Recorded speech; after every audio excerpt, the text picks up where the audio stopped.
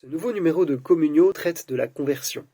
Alors on parle souvent du besoin de conversion dans l'Église aujourd'hui, mais ce n'est pas nouveau puisque l'Évangile de Luc nous dit déjà qu'il y a plus de joie dans le ciel pour un seul pécheur qui se convertit que pour 99 justes qui n'ont pas besoin de conversion, ce que la tradition juive dit aussi à sa manière. Dans ce numéro, on n'a pas voulu chercher à distinguer des types de conversion. Il s'agissait surtout de comprendre le temps de la conversion, non seulement parce qu'il est toujours temps de se convertir, mais surtout parce que la conversion demande du temps, s'inscrit dans la durée, et c'est la première idée de ce numéro. On a en tête bien sûr la conversion brutale de saint Paul sur la route de Damas, même cette conversion demande du temps. On le verra dans ce numéro à travers l'exemple de Pascal, mais aussi celui de Joseph Malègue et de son roman Augustin où le maître est là.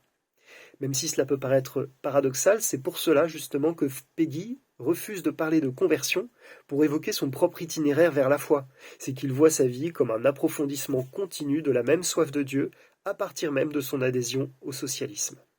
Pour les catéchumènes, peut-être que la conversion n'est pas tant un beau moment à faire revivre qu'une épreuve et une joie, bien sûr, à l'échelle de la vie entière. La seconde idée de ce numéro, c'est que la conversion est aussi en partie collective. Il n'y a peut-être pas à opposer si radicalement le langage utilisé dans le Nouveau Testament et celui utilisé dans l'Ancien Testament au sujet de la conversion, puisqu'il s'agit avant tout d'un changement décrit selon les catégories de l'époque, les catégories spatiales et politiques. En tout cas, la conversion s'inscrit dans un cadre collectif de reconnaissance des péchés et de profession de foi. Alors on le sait peu, mais cette question de la conversion est aussi au centre de l'œuvre de Henri de Lubac.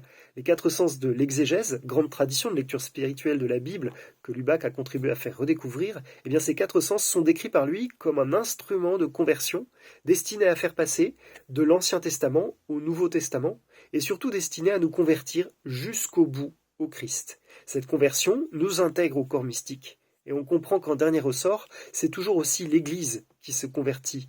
C'est l'Église qui est aussi le sujet de la conversion. Alors cela appelle une réflexion ultérieure. Le temps de la conversion est au fond le même temps que celui du mystère pascal, le temps de la plongée dans le mystère de la mort et de la résurrection du Christ. Et donc le temps de la conversion est aussi celui du baptême, baptême dont la conversion est un avant-goût ou bien une réactualisation. Le tableau choisi en couverture de ce numéro représente justement la conversion de saint Augustin. On y trouve un paon et un papillon, symbole de la résurrection.